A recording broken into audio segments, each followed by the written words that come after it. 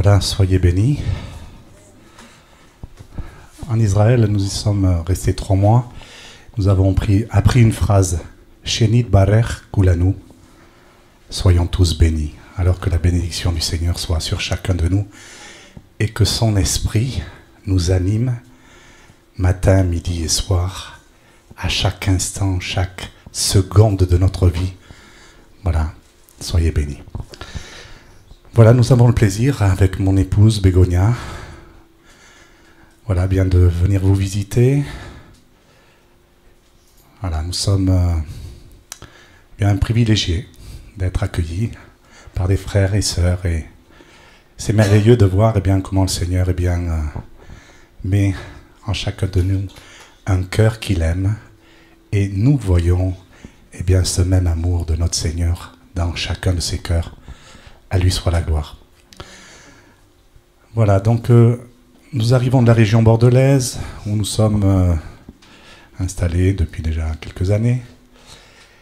Et voilà, nous avons 4 enfants, 31 ans, 2 garçons, 2 filles, 31 ans l'aîné, jusqu'à 21 ans la petite dernière. Et voilà, nous œuvrons bien dans la région, on va dire, bordelaise.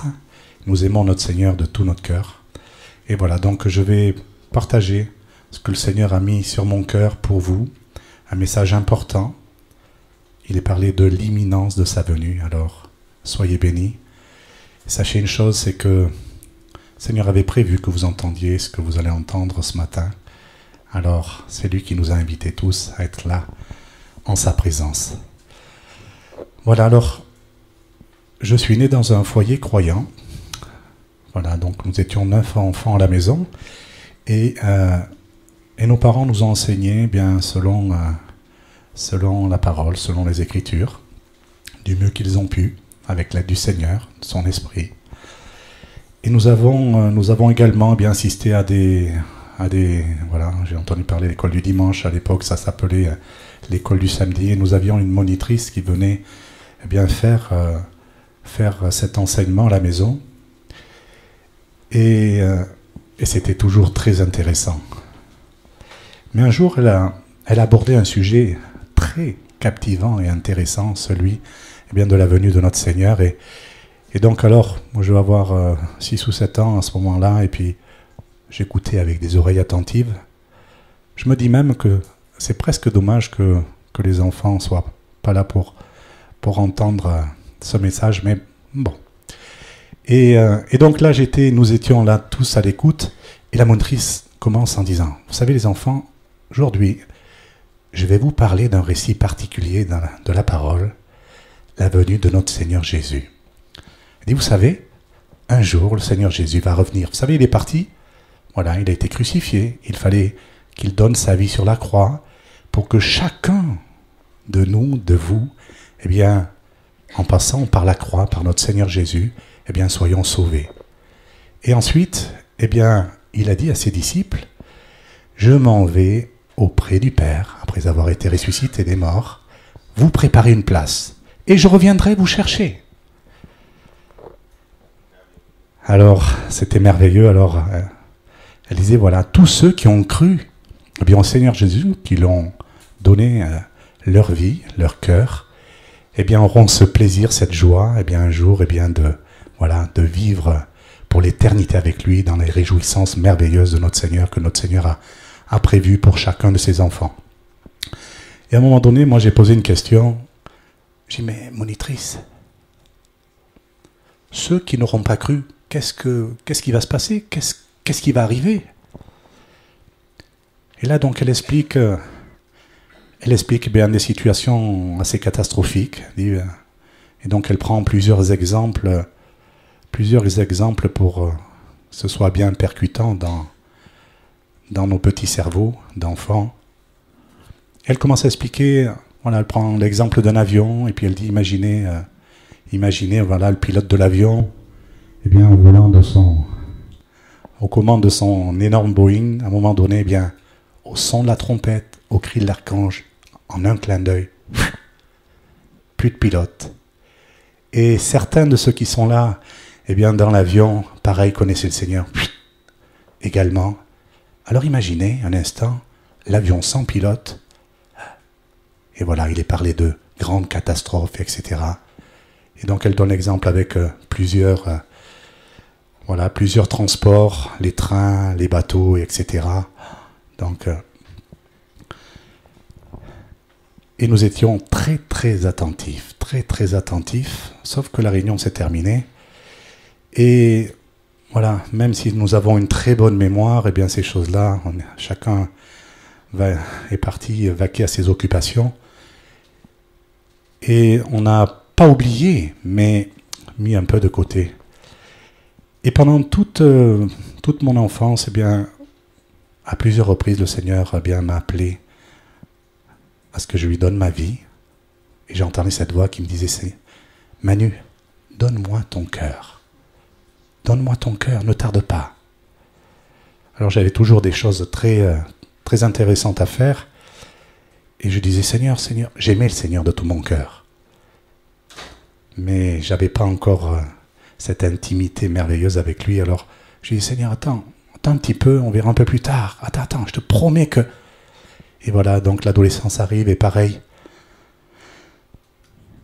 Et je renvoyais toujours au lendemain. On verra un peu plus tard.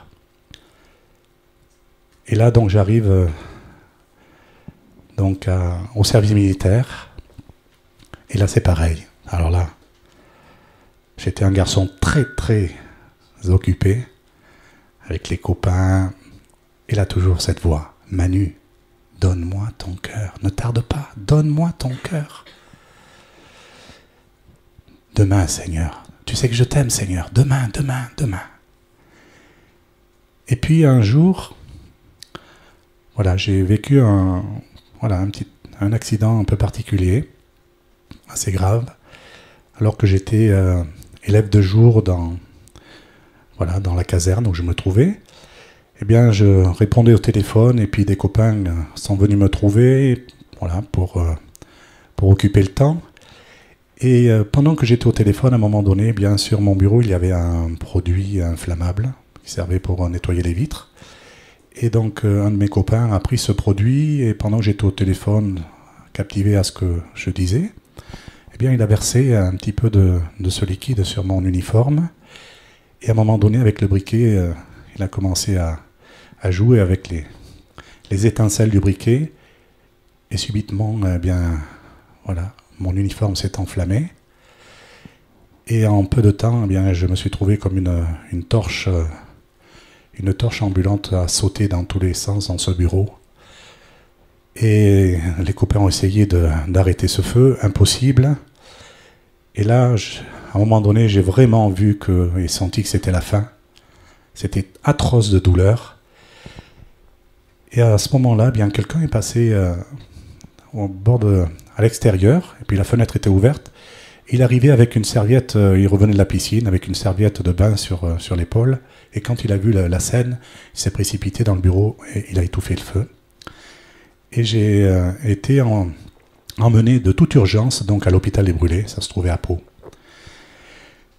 Et là, la première nuit de mon hospitalisation, j'ai fait un rêve. Et dans ce rêve, j'ai vécu le retour de notre Seigneur. Et voilà je vais vous raconter un petit peu ce qui s'est passé. Voilà, j'étais dans cette caserne, et puis à un moment donné, un élève de jour passait pour réveiller tout le monde, pour aller se présenter à l'appel sous le drapeau, rassemblement. Et là, je commence à entendre, dès mon réveil, des commentaires. « Oh les gars, vous avez entendu ce qui s'est passé à tel endroit, et puis vous avez vu au milieu de nous tout plein de monde qui manque, mais qu'est-ce qui se passe ?» Et là, pendant qu'on se déplace en direction du lieu de rassemblement, tout d'un coup, je me souviens, alors que personne ne savait ce qui se passait, je me souviens de ce que la monitrice de l'école du dimanche nous avait raconté quand nous étions petits. Et là, je me rappelle également la voix de mon Seigneur. Manu, ne tarde pas, donne-moi ta vie, donne-moi ton cœur. Et là, je me dis, oh là là, Seigneur, toutes ces fois où tu m'as interpellé, appelé, c'était pas le moment. Un peu plus tard, Seigneur, un peu plus tard. Et là, c'était trop tard. Alors, dans mon agitation, imaginez un peu ce cauchemar. Eh bien, je tourne, je vire, je tombe du lit, je me réveille, je cours à la fenêtre et là, je me rends compte que ce n'était qu'un rêve. Et là, j'ai pas tardé.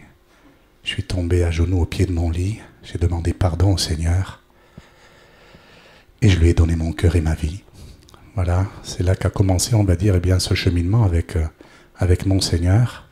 J'avais qu'une hâte, c'était que le jour se lève pour qu'on me ramène vite, un copain à moi, qu'il aille au fond du placard de ma chambre pour aller trouver la Bible que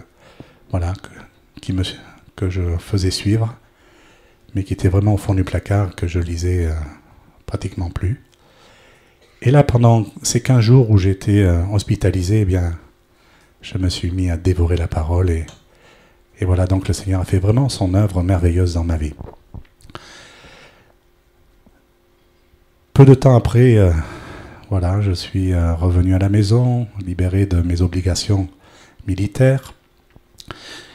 Et donc, j'ai voulu être actif dans l'assemblée où je me trouvais. Alors, donc j'ai marché, œuvré dans toutes les voies du Seigneur, et le plus fidèlement que je pouvais, avec l'aide du Seigneur.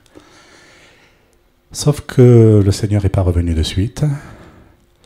Et puis, vous savez, les découragements, et puis, la vie de famille, les enfants, 4 enfants, etc., la vie professionnelle, tout plein de choses qui sont là et qui nous assaillent de partout. Et petit à petit, j'ai perdu mon premier amour.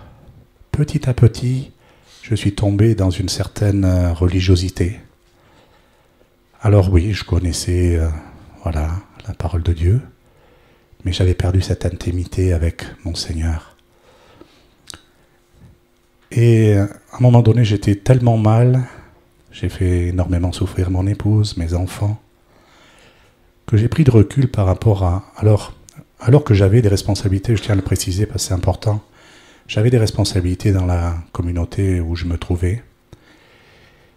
Et à un moment donné, j'en avais assez d'être cet homme aux 2 visages. J'ai dit, Seigneur, je t'aime, tu sais que je t'aime. Alors comment ça se fait que j'arrive à faire ça, mais Et à un moment donné, j'ai pris du recul par rapport à cette communauté. J'ai dit, Seigneur, je ne me présenterai plus dans cette communauté tant que tu n'auras pas fait ton œuvre en moi. Parce que je ne peux plus être cet homme aux 2 visages. Donc ça a duré un certain temps. J'aimais le Seigneur, je ne l'ai jamais mis de côté. Mais c'est moi qui m'étais mis de côté parce que je voulais vraiment que mon Seigneur œuvre en moi. Et Dieu a mis sur ma route des personnes qui ont pu m'aider dans la relation d'aide. Et puis, quelque part, je le dis parce que c'est important, le Seigneur a donné quelques lignes de conduite à ses disciples pour enseigner et faire des disciples. Et c'est vrai qu'il y a 2000 ans, un peu plus de 2000 ans, tout ce qui venait du Seigneur Jésus était encore tout frais, mais ça s'est altéré au fil des siècles. Et donc, même avec la meilleure volonté, les anciens de nos assemblées ont perdu un petit peu quelques méthodes. Et quelque part, j'étais revenu un petit peu à tout ce que j'avais laissé petit à petit. Je ne comprenais pas pourquoi. Et voilà, donc le Seigneur a mis ces personnes sur mon chemin et elles ont pu m'aider justement à couper avec toutes ces choses. Et là, j'avais l'impression qu'on enlevait une fois de plus tout un fardeau qu'il y avait sur mes épaules. Et c'était merveilleux. Et là, recommencer, une nouvelle avec mon Seigneur, c'était fabuleux. À un point où toute ma vie, j'ai désiré de la mener en intégrité dans tous les domaines de ma vie professionnelle, à la maison, Alors, jusqu'à ce moment-là, je ne savais plus trop faire la différence, entre le bien et le mal.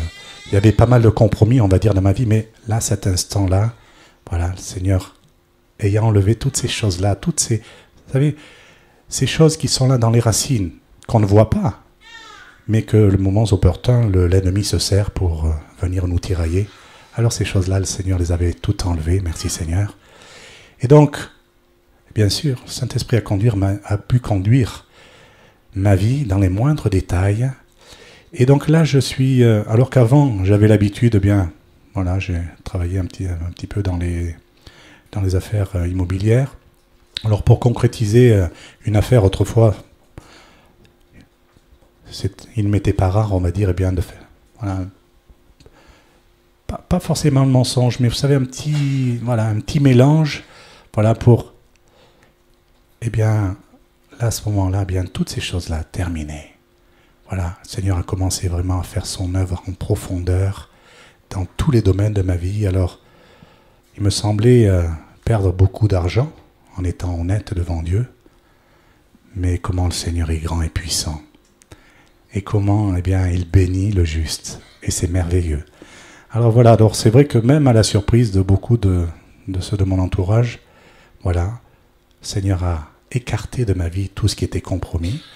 Et voilà, donc j'ai avancé fidèlement avec l'aide du Seigneur. Et là, j'ai redécouvert cette intimité merveilleuse avec le Seigneur. C'était extraordinaire. Et petit à petit, eh bien, voilà, j'ai commencé à rentrer dans cette plénitude avec lui. C'était merveilleux. Et ça nous ramène, on va dire, eh bien,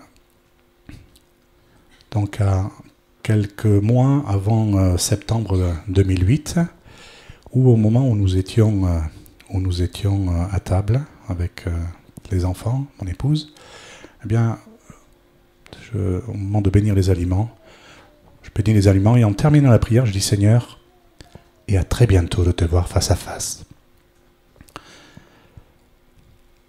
Le lendemain, et Seigneur, à très bientôt de te voir face à face. Et régulièrement comme ça, alors bon, voilà. Au bout d'un moment, au bout d'un mois, 2 mois, mes enfants allaient voir leur maman en disant « Mais qu'est-ce qu'il a, papa?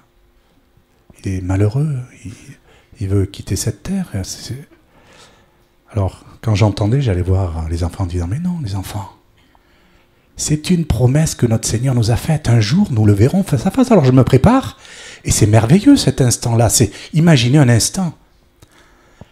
Et puis le 3e mois, pareil.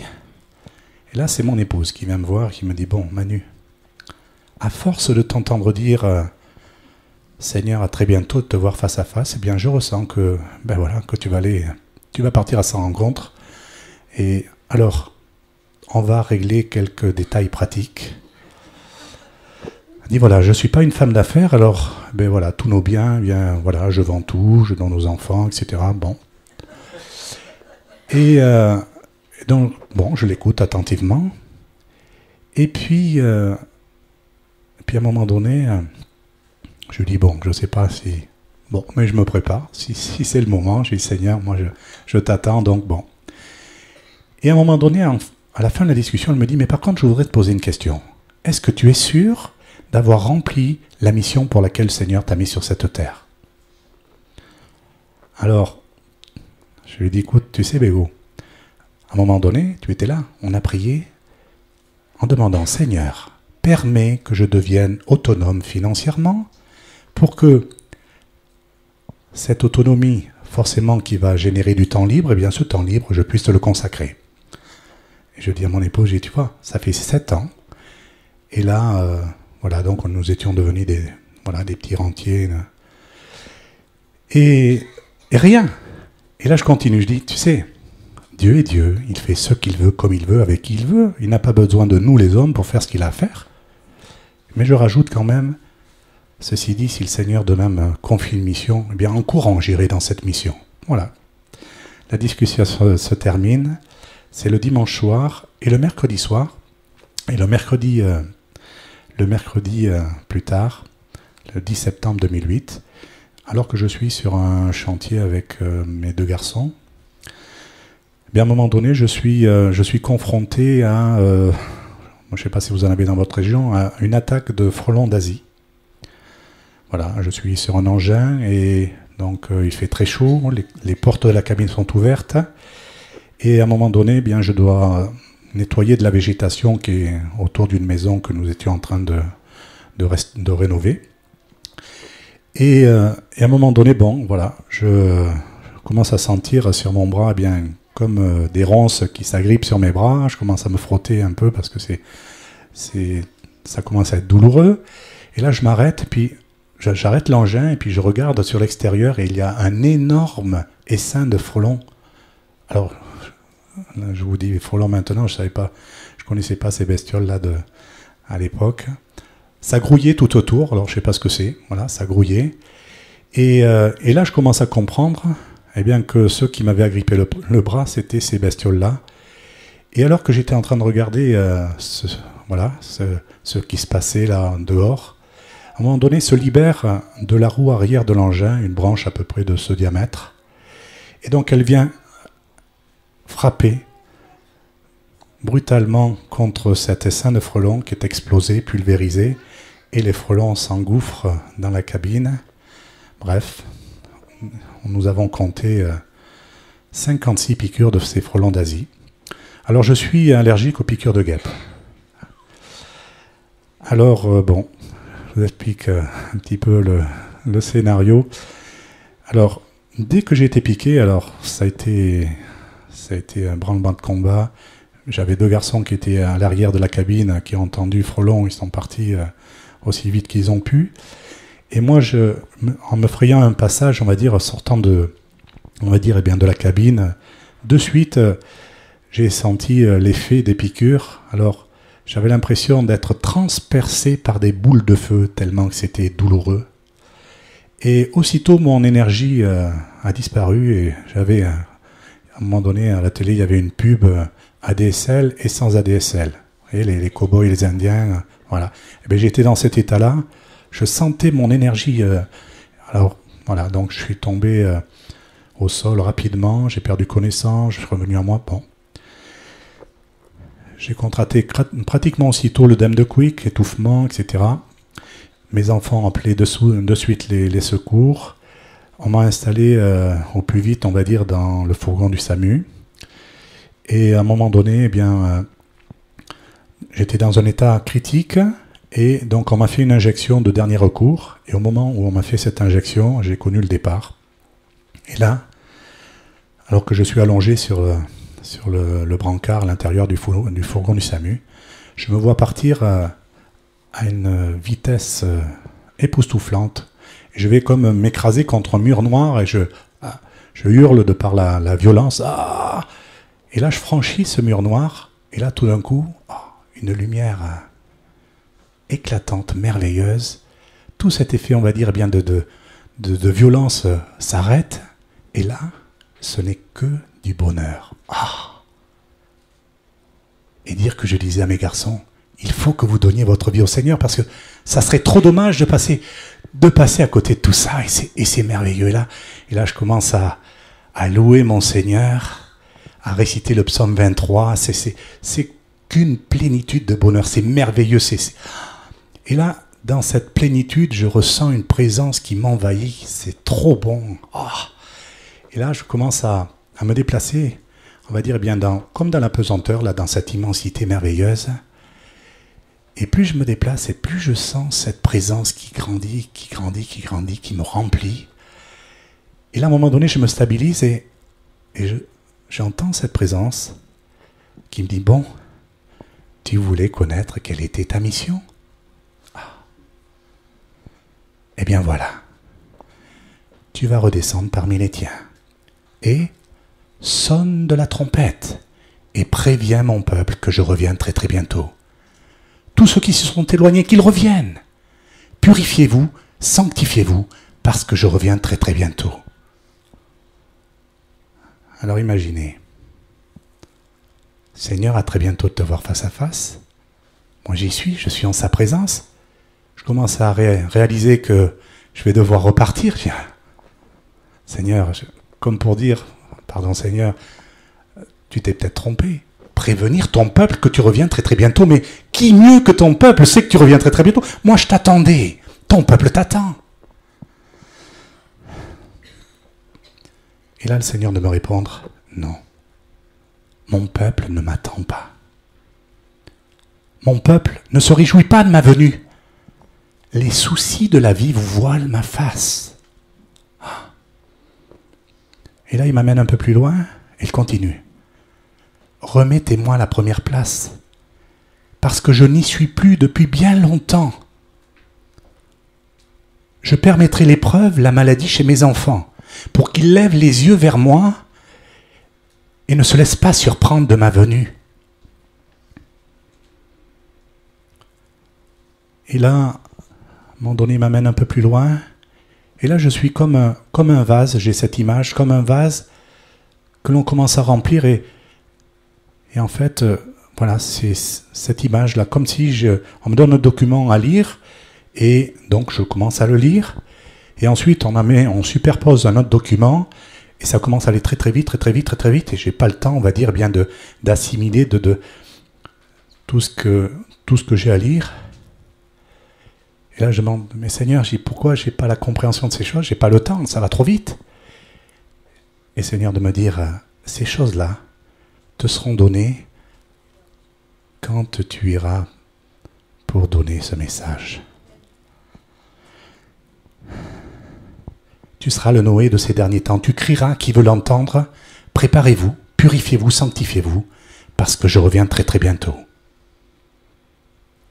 Alors, je reviens parmi le monde des vivants. J'ai obéi. J'étais bien, je ne voulais pas revenir. J'étais bien en sa présence. C'était trop bon. Alors là, j'ouvre les yeux. Alors donc, cette mort clinique a duré un peu plus de 4 heures. Donc, je reviens à moi, bien à l'intérieur du fourgon du SAMU, qui était resté là en attente, voilà, pendant tout ce temps sur le chantier. Et donc, dès que j'ai ouvert les yeux, bien, ils sont partis rapidement en direction des urgences, où je suis resté 3 jours. Dès que j'ai ouvert les yeux, j'avais qu'une priorité. C'était de donner ce message au peuple de Dieu. Alors, voilà, donc, j'avais plus du tout de douleur. Je suis resté un peu plus de 4 heures, on va dire, avec une tension au ras des pâquerettes. J'aurais dû être avec le cerveau qui ne fonctionne plus. Toutes ces incohérences, eh bien, le milieu médical n'a toujours pas trouvé la réponse. C'est miraculeux, le Seigneur, eh bien, fait ce qu'il fait, c'est merveilleux, glorieux. Mais le Seigneur nous a prévenus. Quand bien même vous verriez les morts ressuscités, vous ne croiriez pas. Alors, beaucoup, eh bien, ont du mal à croire. Peu importe. Donc, j'arrive à la maison 2 jours après, 2 jours et demi après, et je commence à entendre bien le Seigneur qui me dit, Manu, mets-toi à part, je veux parler à ton cœur. Mets-toi à part, je veux parler à ton cœur. Alors je dis à mon épouse, bon, je vais m'isoler dans ma chambre, et puis voilà, Et cet isolement, eh bien, a duré à peu près 1 semaine. Et la première nuit où je me suis isolé dans ma chambre, là je suis allongé sur mon lit, et là tout d'un coup, ma vie commence à passer comme un film, à défiler devant mes yeux, et le Saint-Esprit commence. Tu vois Manu, là dans cette situation, tu es passé un peu trop vite sur le pardon. Oh, pardon Seigneur. Et puis là, oh pardon et pardon. Et là comme ça, toute la nuit, pardon, je me disais, mais ça finira donc jamais, pardon. Et on attaque le lendemain, et toute la matinée, pardon. Et à un moment donné, ça s'arrête. Et le Seigneur fait un petit rappel avec ce qu'il me disait là-haut. Purifiez-vous, sanctifiez-vous, parce que je reviens très très bientôt. C'est une épouse pure, sainte, irrépréhensible que je viens chercher. J'ai dit merci Seigneur. Alors, juste une petite précision. Ces choses-là que le Saint-Esprit me révélait, ce n'étaient pas des choses que j'avais à régler avec les uns les autres. Ça, bien sûr, j'étais au clair. Merci Seigneur. C'était des choses, vous savez, les pensées, le champ de bataille de l'ennemi. Toutes ces pensées eh bien, dont on n'en a pas le contrôle, mais où on offense notre Seigneur. Et vous savez, notre Dieu est pur et saint, et il veut que nous soyons purs et saints. Alors le Saint-Esprit était en train de faire son œuvre, dans les moindres détails, et dans toutes ses pensées. Donc, et voilà, ça a duré une nuit, ça a duré une demi-journée, mais voilà, ma vie était passée au crible de l'Esprit Saint, voilà, pour que je puisse rentrer dans cette préparation de cette épouse que notre Seigneur vient chercher, mais que je puisse, eh bien, ensuite partager avec l'épouse de quelle manière, eh bien, elle peut rentrer dans cette préparation pour que notre Seigneur Jésus, bien, puisse venir chercher cette épouse qui l'attend. Alors là, ça commence comme ça, et ensuite, alors, bon, le constat est fait, merci Seigneur. Mais après, je dis, Saint-Esprit, comment je vais faire maintenant pour rester dans cet état-là jusqu'à ta venue? Et là, donc, je fais cette prière. Je dis, Saint-Esprit, qu'à l'instant même, ou dans mes pensées, ou dans mes actes, eh bien, je déborde du chemin de la pureté, la sainteté, que tu me reprennes aussitôt, pour que ce soit réglé aussitôt, afin que je reste toujours dans cet état jusqu'au jour de ta venue. Et là, il m'amène sur un passage de la parole de Dieu où il est dit, lorsque vous vous mettez en colère, ne péchez pas, et que le soleil ne se couche pas, que vous ayez réglé ces différends, afin de ne point donner accès au diable. Et en fait, eh bien, avec l'aide du Saint-Esprit qui est là au quotidien, eh bien, pour faire ce bilan de notre vie, on va dire, eh bien, de 12 heures jusqu'au coucher du soleil, avant d'aller se coucher, eh bien, on arrive à ce moment-là, et puisque notre Seigneur est celui qui sonde les cœurs et les reins, on se présente devant lui en disant, Seigneur, voilà, c'est bon, le scanner est passé, voilà, une journée, tu peux revenir, je suis prêt. Mais c'est une réalité, mes frères et sœurs. Alors, on continue. Et le Seigneur, par son esprit, m'amène dans Lévitique 19, où l'Éternel parle à Moïse pour dire à son peuple, « Soyez saints comme je suis saint, moi, votre Dieu. » Alors, je ne sais pas vous, mais moi, souvent j'ai entendu, oh, frères et sœurs, la sainteté n'est pas de ce monde. Lorsque le Seigneur Jésus reviendra, au son de la trompette, en un clin d'œil, nous serons transformés et à ce moment-là, et le Saint-Esprit de dire faux, Dieu, notre Père, s'adresse à des hommes qu'il connaît, qu'il a créés,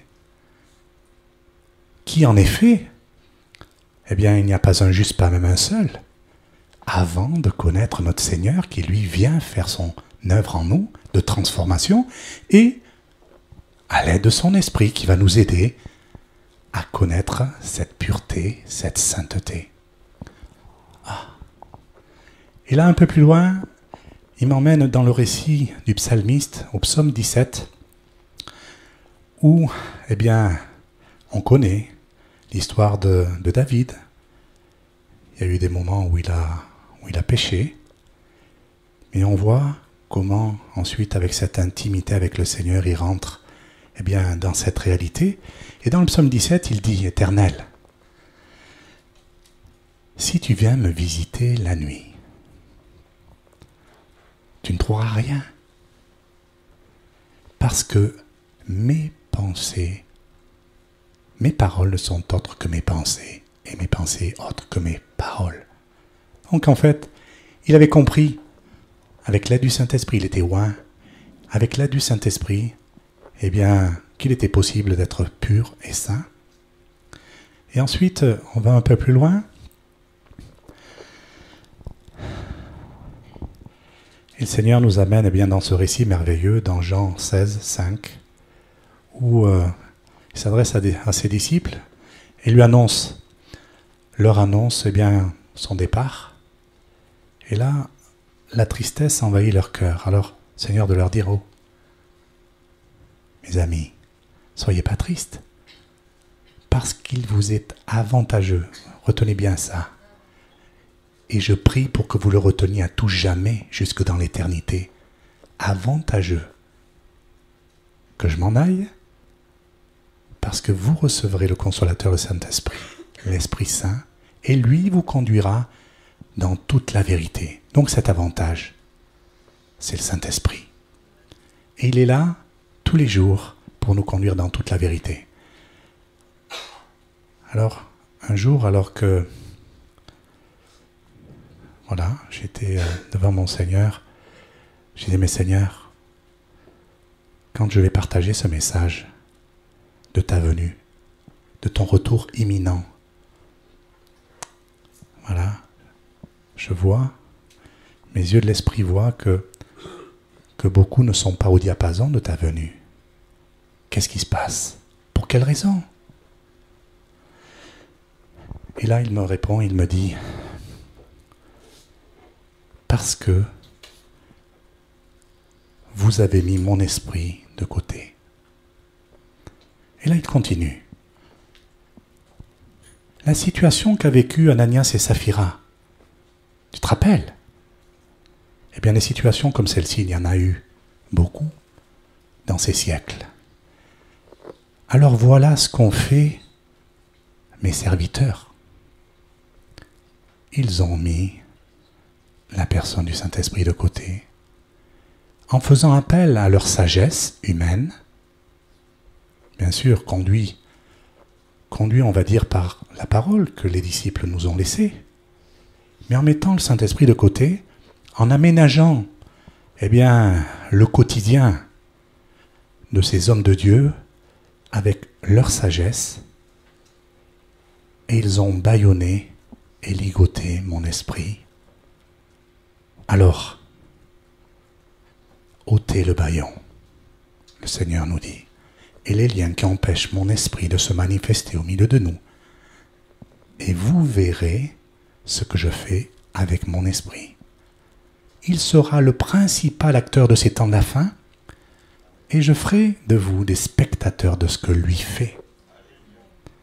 Alors, le comment, l'épouse doit se préparer, vous l'avez compris, c'est avec l'aide du Saint-Esprit.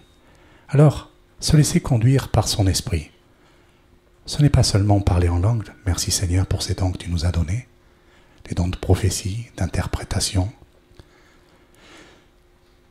Alors Seigneur m'a dit, une des premières des choses, je réparerai ton oreille interne pour que tu entendes à nouveau ma voix. Ça veut dire quoi à nouveau? Voilà. Nous l'avons entendu, puis un beau jour, alors Dieu ne se repent pas de ses dons. Le parler en langue, c'est un don, alors on continue à l'exercer. Mais nous n'entendrons plus la voix de l'Esprit. Alors, Seigneur nous rappelle, je réparerai votre oreille interne pour que vous entendiez à nouveau ma voix, pour que vous puissiez vous laisser conduire par mon esprit, afin, comme l'apôtre Jean dit, que vous ne soyez point confus lors de son avènement. Vous savez, dans ces temps de la fin, quand on vous dira, Seigneur Jésus qui parle, Jésus est ici, Jésus est là, n'y allez pas. Mais qui nous dira n'y allez pas, si ce n'est l'Esprit Saint de Dieu, l'Esprit de vérité, il n'est pas mensonge, l'onction. Donc ça c'est, à un moment donné, certains croyants qui demandent à Jean, comment dans ces temps de la fin, comment reconnaîtrons-nous les vrais défauts? Et Jean répond, l'onction que vous avez reçue au commencement n'a pas changé, c'est le même. Et lui vous conduira dans toute la vérité, parce qu'il n'est pas mensonge. Il révélera les choses à venir, nous y sommes, afin que vous ne soyez point confus lors de son avènement. C'est une réalité. Seigneur, récemment me disait, Manu, rappelez-vous, le langage que j'avais là-haut, en présence de mon Seigneur, c'était un langage de l'Esprit. Là, je suis en train de chercher mes mots, Mais merci Saint-Esprit, parce qu'avec ton aide, ça sort facilement. Je cherche mes mots humains pour m'adresser à d'autres humains pour que, au mieux, vous puissiez comprendre, entendre ce que je vous dis. Là-haut, le langage de l'Esprit, c'est divin. C'est d'une netteté. Il n'y a pas l'ombre de la confusion. C'est merveilleux.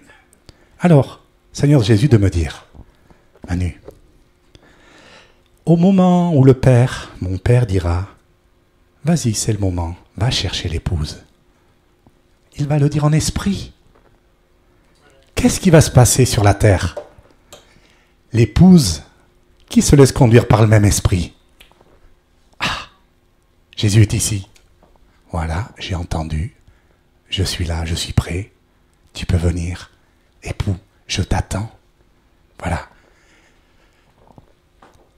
Donc c'est pas plus compliqué, c'est très facile. Mais pour ça, eh bien, Seigneur, répare mon oreille interne pour que j'entende réellement ta voix.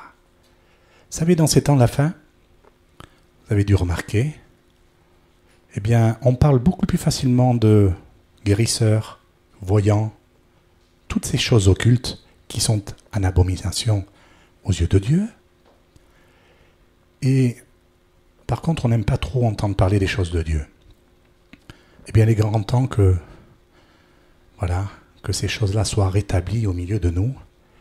Et alors, puisque nous commençons à entendre beaucoup des choses, on va dire, qui arrivent du côté de l'ennemi, notre oreille est confuse. D'où l'importance, eh bien, de laisser agir le Saint-Esprit en nous, pour que vraiment, eh bien, nous soyons à l'écoute. Parce que plus que jamais, notre Seigneur est à la porte. Plus que jamais. Un de mes frères en Christ, un jour, récemment, me partageait cette vision, alors qu'il était en train de faucher son champ.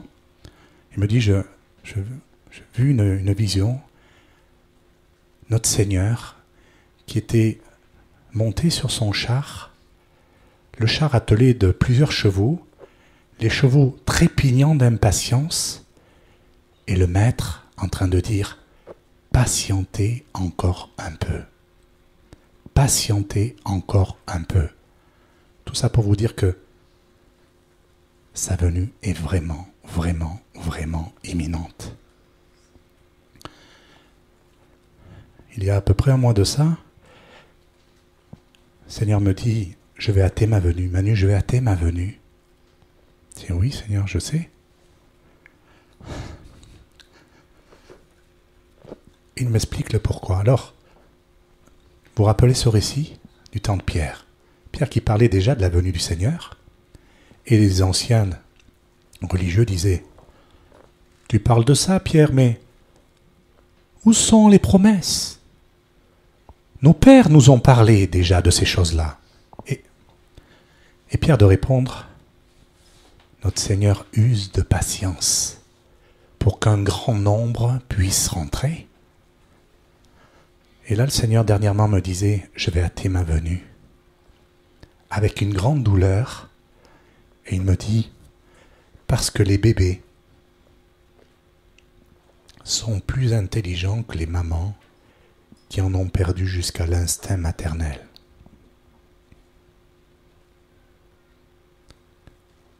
Donc voilà, la patience de notre Seigneur a des limites.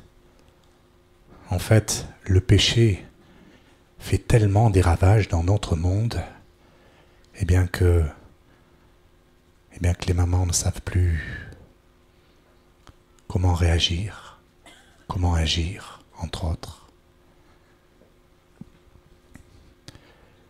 Et peu de temps après que je recevais cette chose-là concernant les bébés, ma fille m'appelle en me disant « Papa, tu as entendu à région parisienne une jeune maman qui a accouché d'un bébé, donc elle ne voulait pas le garder.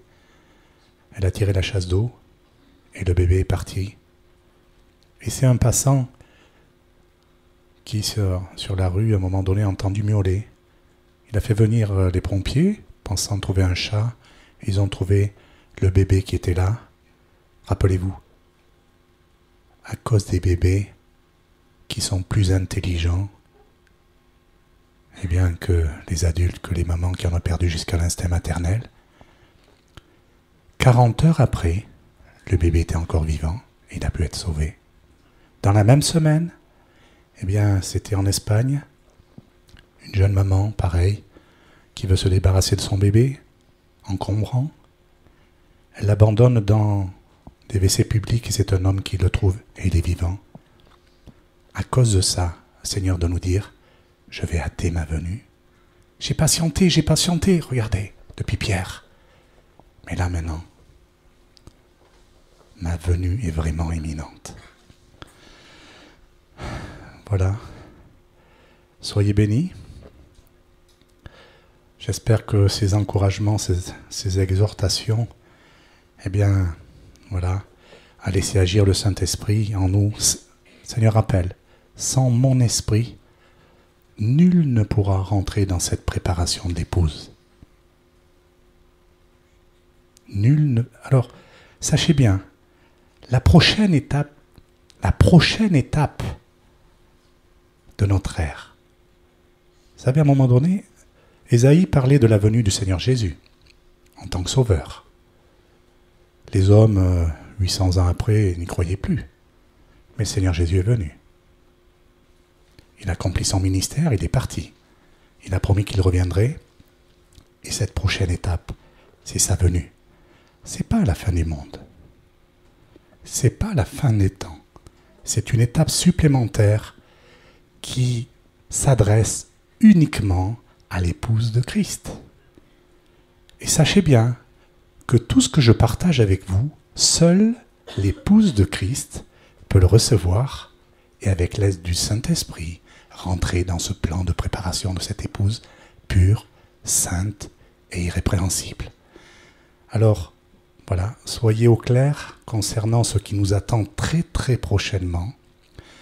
Certains me disent, mais Manu, je ne peux pas me réjouir de la venue du Seigneur, parce que j'ai encore ma famille qui n'est pas au Seigneur. Alors sachez une chose, moi je me réjouis, parce que je sais que mon Seigneur a tout prévu, je lui fais une confiance aveugle. Par contre, ce que je ne veux pas faire, c'est ne pas me réjouir de sa venue. Alors tendons l'oreille à partir d'aujourd'hui, et écoutons au milieu de nous l'épouse qui dit « Viens Seigneur ». L'esprit et l'épouse qui disent « Viens Seigneur ». C'est trop dommage que seulement au milieu de nous, des fois, seulement quelqu'un d'isolé dise « Mon Seigneur, mon époux, je t'attends ». Qu'à l'unisson, l'épouse puisse dire « Viens Seigneur, viens Seigneur ». Voilà, je te loue mon Seigneur. Je te glorifie, toi qui viens. Voilà, merci d'attester ces choses-là par ton esprit dans nos cœurs pour que nous puissions nous mettre au diapason de ta venue. Et je veux, oui, être spectateur, Saint-Esprit, de ce que toi tu fais, principal acteur. Alors agis, parce que je sais, tu l'as dit Seigneur, tu l'as promis, que dans ces temps de la fin, tu répandrais de ton esprit sur toute chair. Alors je prie pour que nos jeunes prophétisent,